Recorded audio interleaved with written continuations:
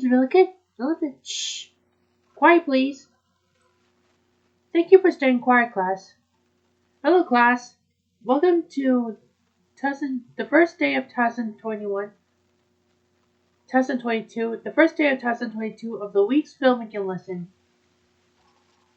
We have a lot of filmmaking lessons to do. So, yeah. So, all of you class have a great day at Christmas break. Right now it's 2022 in January.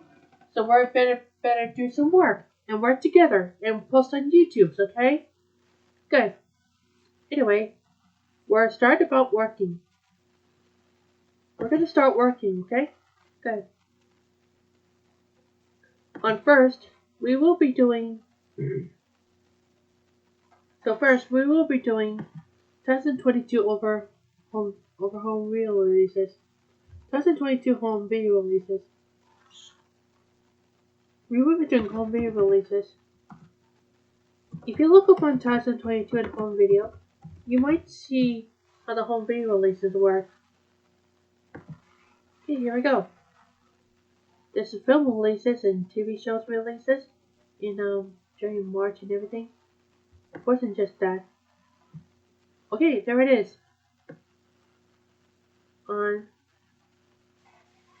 On today, we will be doing Antlers 2021 film.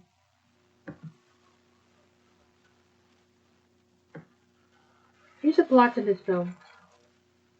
In the small town of Cispus Falls in Central Oregon, Frank Weaver runs a meth lab out of an abandoned mine, while his young son, Aiden, waits outside in his truck. Frank and an accomplice are attacked by an unseen creature. Aiden is also attacked but they survive their encounter with the creature and return home, where their condition worsens. Frank sets up a locked room and demands that no matter what, Aiden's older brother, Lucas, keep them locked inside. 3 weeks later, Lucas spends his time roaming the town, collecting roadkill and killing small animals before taking them home. Lucas's teacher, Julia Meadows, is alarmed by his strange behavior and frightening drawings. In attempts to bond with the troubled boy, she begins to suspect that Lucas is being abused and becomes determined to help him. Spurred by her own experience of childhood abuse at the hands of her mentally ill, alcoholic father, since her father's recent suicide, she returned to Cispus Falls to be with her brother Paul, who is the local sheriff and whom she feels guilty about abandoning when she was younger. Julia visits Lucas' rundown home and hears strange sounds. Half of the remains of Frank's accomplice are found in the woods by former Sheriff Warren Stokes. Lucas is keeping his sickly and ravenous father and brother locked up and feeding them with the animal cases he retrieves. Julia pressures the school principal, Ellen, into paying Frank a visit. Paul and Warren discover the other part of Frank's accomplice in the mine along with the part of an antler. Ellen discovers the room where Frank and Aiden are locked up, which she unlocks, then enters. Frank kills Ellen before antlers burst out of his body.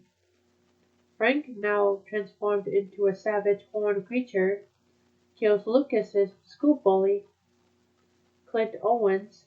When Lucas is harassed by the boy, a terrified Lucas flees to his home, where he discovers his father and brother gone.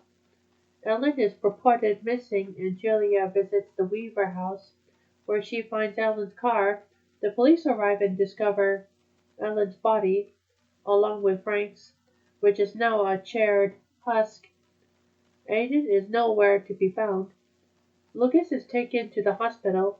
where Julia and Paul are told that he was abused. Julia decides to let Lucas stay with her. The next day, while Lucas recovers in the hospital, Julia and Paul pay Warren a visit and show him Lucas's drawings, where Warren identifies the figure as a Wendigo, a legendary Algonquin creature that appears as a ravenous, cannibalistic spirit and jumps from person to person. It can only be killed when it is weakest. As it is beating, Clint's body is discovered that night. Lucas is discharged and learns that Frank is dead. He tells Julia that Frank is coming for him to take him down to the mine to be with Aiden. The transformed way Frank uses Aiden to lure Paul's fellow sheriff Den out and kill him. Julia and Lucas hide while Paul is badly wounded. Lucas escapes to the mine and Julia and Paul follow, armed with a pistol. Inside, Julia discovers Lucas and Aiden and sees that Frank has been indeed become a Wendigo, currently feasting on a dead black bear. After a vicious fight, she kills the Wendigo-possessed Frank with Lucas' help. The Wendigo spirit passes out into Aiden and Julia stabs Aiden to death, seemingly ending the curse. Sometime later, Paul and Julia discuss keeping Lucas with them for a while despite concerns he may become possessed as well. As Julia and Lucas leave, Paul begins to cough up a black bile, as Frank had when first possessed by the Wendigo. Alright,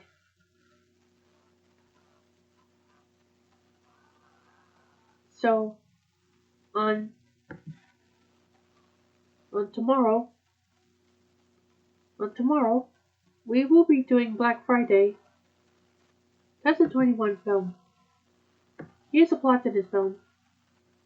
A parasitic organism attacks Walmart employee Monty as he prepares the store for its Black Friday sale.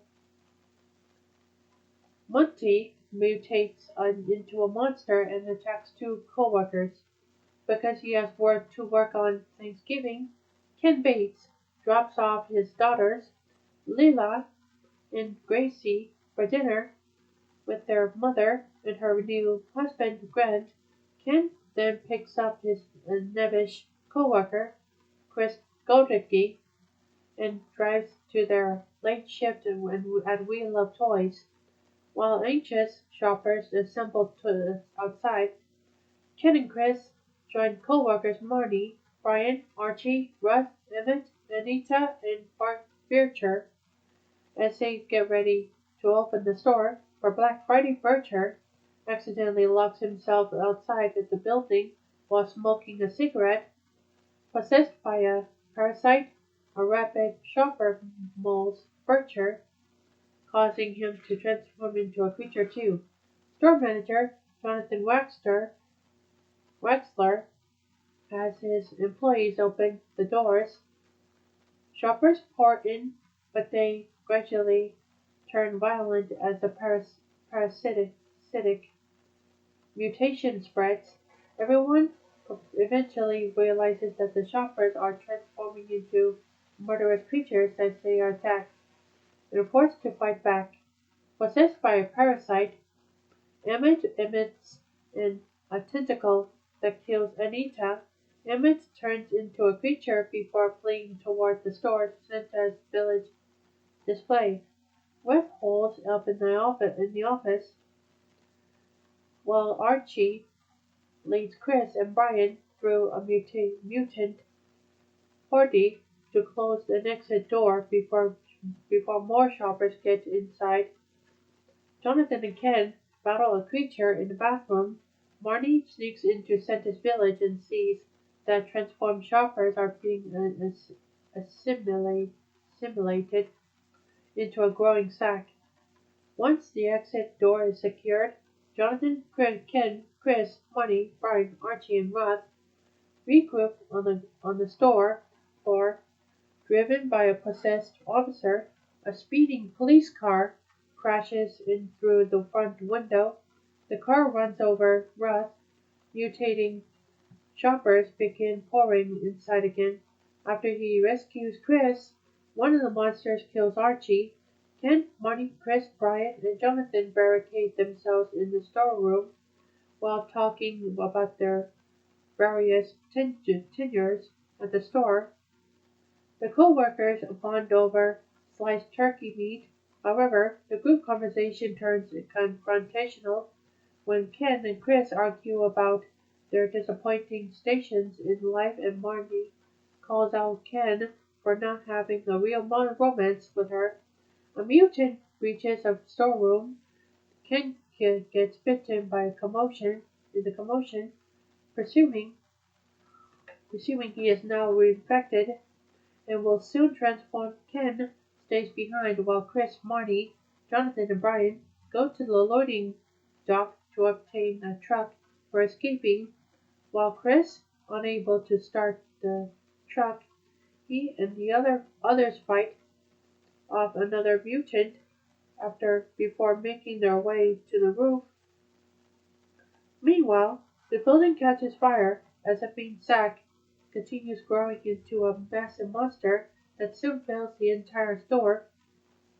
Jonathan sacrifices himself to Hardy so Chris, Marty, and Brian can escape back down to the ground.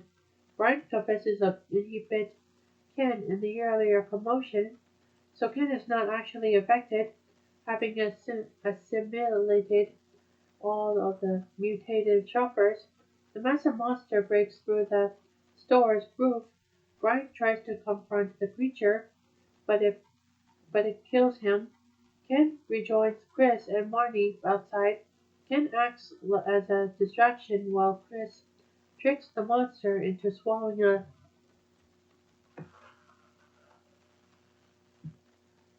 forklift, which causes an injured creature to collapse into the fire.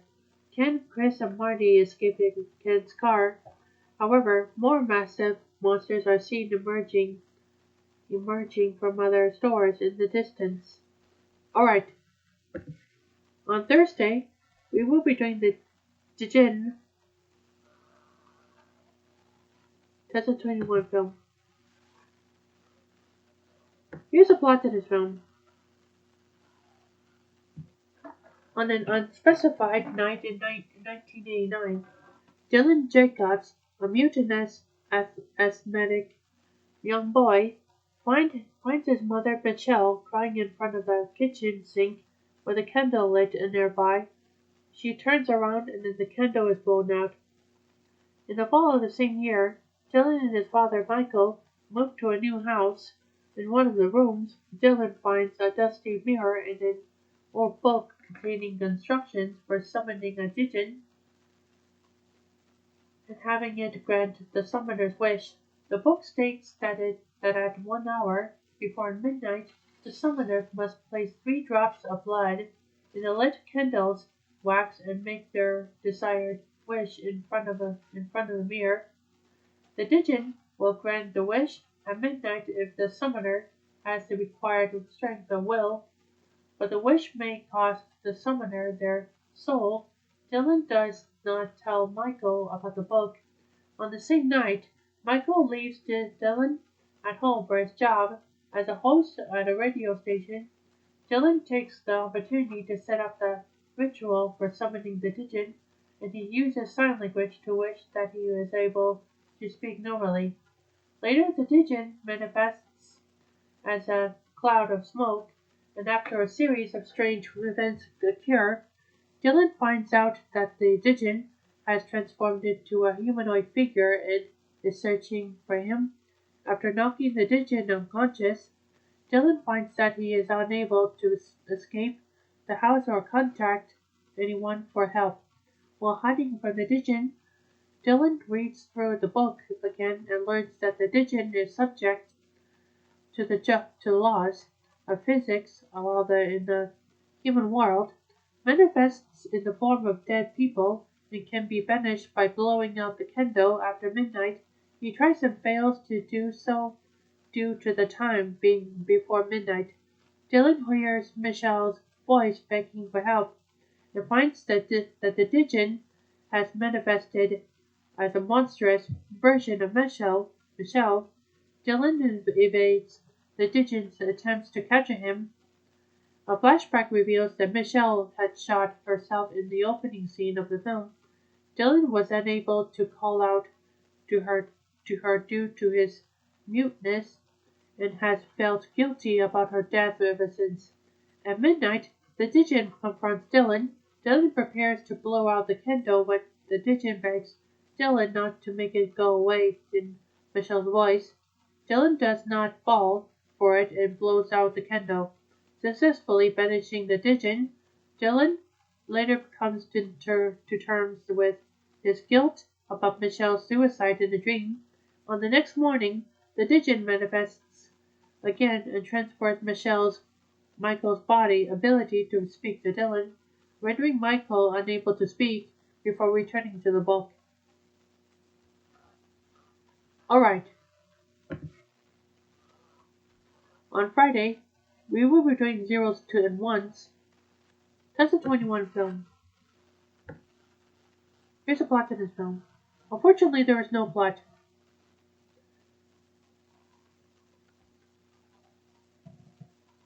It's because they had no plot in this film. Alright, that's all the home video releases we got. So second, we will be doing TV series of our home video releases. It is about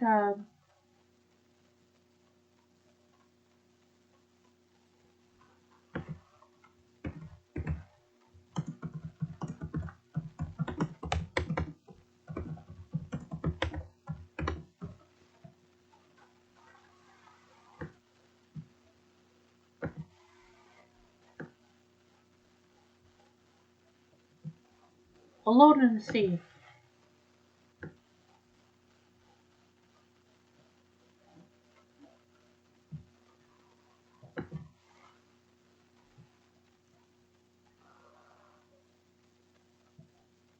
In episode 1 it says, In between the sea and the land. Former students of Nami Junior High School, Hikari Sakishima, Chisaki Hiradaira, Kanami Yasaki, and Manaka Mukaido are forced to attend a school on land called Melhama Junior High School. Hikari's short temper towards Manaka leads to a series of events that culminate in her being caught by Tsumugu Kihara, the grandson of a fresh fisherman who also attends Mihama Junior High, introducing him themselves on their first day. They are met with disgust for being seas people, and Hikari bites back just as harshly.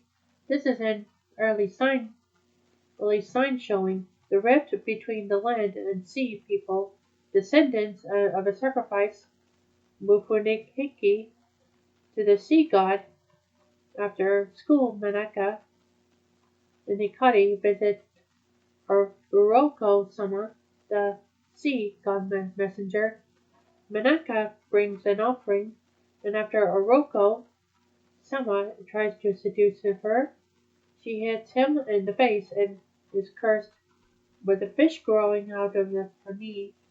The next day, after class, some of the Manaka's classmates start to invasively question her, whereupon she hits her knee, attempting to escape, causing a fart sound. Her classmates laugh as she runs away into the forest in embarrassment. Lost, Manaka collapses due to being out of the water for too long in her ena. Skin that allows them to live in the sea begins to dry and flake off. Hikari and the others go looking for her. Luckily, Manaka is found by Tsumugu, who brings her to his house to rehydrate her. Once awake, she immediately becomes embarrassed by Tsumugu has just seen the fish on her knee. To her surprise, he thinks it and her Anna are beautiful. Later that evening, after searching all day, Hikari meets up with Manaka and Sumuku, and misunderstanding his role, tries to pick a fight with Sumuku. Manaka intervenes, and Hikari, angry at how she was comfortable around the another guy, pulls her into the sea with him. Alright, that's all the TVs or home releases we got. So third, we were doing shorts of I'm a Monkey Pictures and Roman Counter Productions and OKG's company.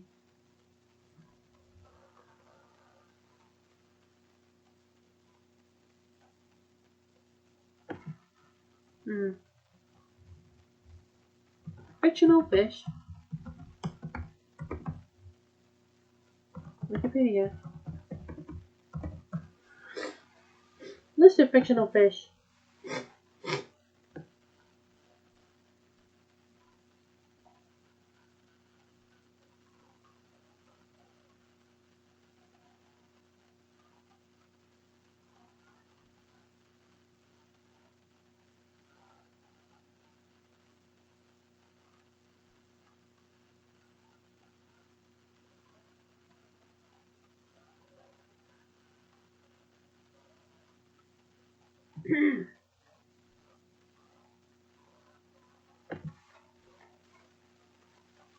It is about SpongeBob SquarePants.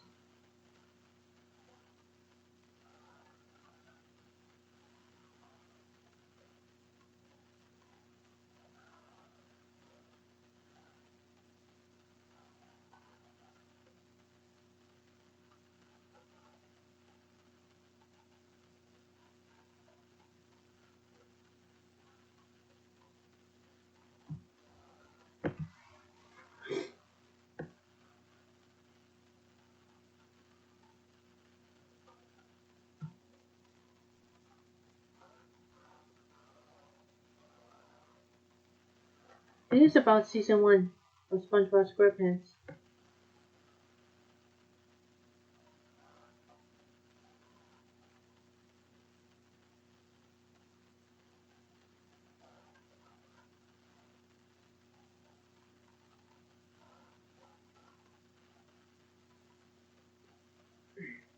It is about Help Wanted episode in the shorts. Here's a plot in the shorts. A narrator, Tom Kenny, introduces an aquatic city known as Bikini Bottom, containing an ecstatic, hyperactive, optimistic, naive, annoying but rather friendly sponge named SpongeBob SquarePants. SpongeBob gets ready to get a job at the Krusty Krab, a fast food restaurant, as a fry cook, much to the annoyance of the restaurant's cashier and SpongeBob's grumpy neighbor, and an octopus named Squidward Tentacles. SpongeBob then becomes nervous and reconsiders applying for a job at a restaurant until his best friend, a starfish named Patrick Star, convinces him otherwise. Humored with SpongeBob's vulnerability, gullibility, and unpenetrable enthusiasm and innocence, both Squidward and the restaurant's proprietor, a crab named Mr. Eugene Krabs, decide to manipulate SpongeBob, whom they secretly considered unqualified for the position, by setting him on an impossible errand to purchase a seemingly rare, high-caliber spatula. Soon after his anxious departure, 5 buses containing ravenous tourist anchovies stop at the Krusty Krab, all furiously demanding meals. Unable to satisfy the anchovies' hunger and alarmed by the mob, Squidward and Mr. Krabs are left to deal with the unsatisfied crowd. Not before long, SpongeBob returns from his errand, having bought a spatula perfectly matching Mr. Krabs' specifications from a local convenience store. There was only one in stock, to his and Squidward's surprise, which he uses to speedily whip up bundles of Krabby Patties for the anchovies. After the monsoon subsides, SpongeBob is officially welcomed as a Krusty Krab employee, much to Squidward's dismay. After Mr. Krabs leaves to count the days' profits, Patrick arrives and orders a Krabby Patty, and is hurled from the establishment. Upon a mostly unseen, the audibly manic reprise of SpongeBob's cooking beat. The pilot ends with Squidward calling for Mr. Krabs in the hopes of getting SpongeBob in trouble for the presumed mess he has created. Alright, so on so on this photo it says SpongeBob top, as seen in the episode with the mechanical spatula he utilizes to satisfy the anchovies' bottom hunger. Here's some storyboard over there. It says here, the original storyboard for a scene from Hot Wanted when the crew was going by the early working name Sponge Boy Ahoy. Over here is Tom Kenny voiced the character of SpongeBob SquarePants. And over here it's Tiny Tim's song Living in the Sunlight, Living in the Moonlight was featured in the episode.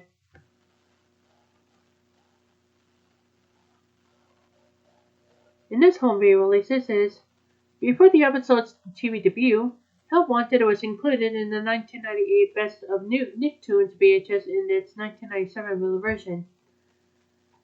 Help Wanted was excluded in the SpongeBob SquarePants The Complete First Season DVD, featuring the rest of the first season episodes since its release on October 28, 2003. It was not included because Nickelodeon did not want to pay Tiny Tim's estate for the DVD rights because his music in the episode was copyrighted. Drymon said Help Wanted had to be left off. However, on the German release of the season 1 DVD, the episode Help Wanted is included. Help Wanted was later released on the SpongeBob SquarePants The Complete Third Season DVD as a bonus feature on September 27, 2005. On September 22, 2009, Help Wanted was released on the SpongeBob SquarePants The First 100 Episodes DVD alongside all the episodes of seasons 1 through 5. The first 100 episodes DVD included a special feature called Help Wanted, the 7 Seas edition, that featured Help Wanted in numerous languages. The episode Help Wanted was also a bonus feature in the series DVD called SpongeBob SquarePants 10 Happiest Moments that was released on September 14, 2010.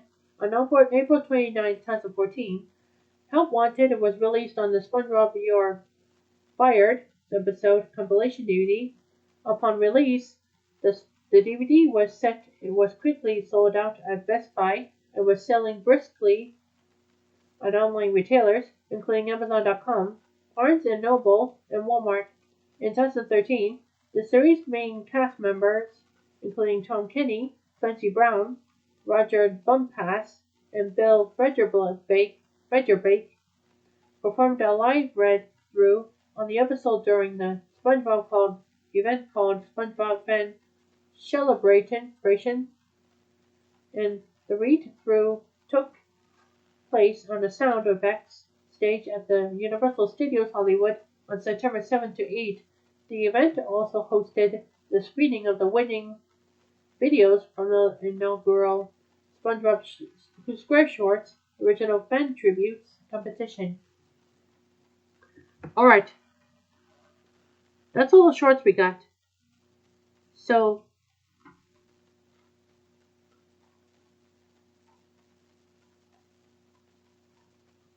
forth, we will be doing Samsung Galaxy S22 series. It is about Mei, who has a pig holiday, and Beatrice and Horace get along with Mei, who has been going to have a delivery service until when the restaurants are closing due to COVID-19 high risk. The others were found. The others were found by new students called Little Felipe, Benby, and Thumper. Horace and Beatrice are about to get delivery done for their next restaurant owners to make a delivery and eat their same way as of January 2022. All right, that's all I got for today. Let's do some work now. Hey guys. Hi. Hi. How do you go today? Good, good. Um, we're about to make a delivery. We're about to make a delivery? Yeah, an Oriental walk and Himalayan cruising. Oh, that's good. We should probably get a delivery, right? Yep. I'm glad you liked it, look at this fat tag. If you like, that's probably fine for you. Let's go, Kyoko Naruto. How about you? Do you ever get a delivery done? No, I haven't, but I'll make a delivery right away at the Lost College. Okay, that's good. Oh yeah, tomorrow we should discuss about our trips. Discuss about our trips? Yeah, we'll discuss about our trips tomorrow. Okay? Okay. Good.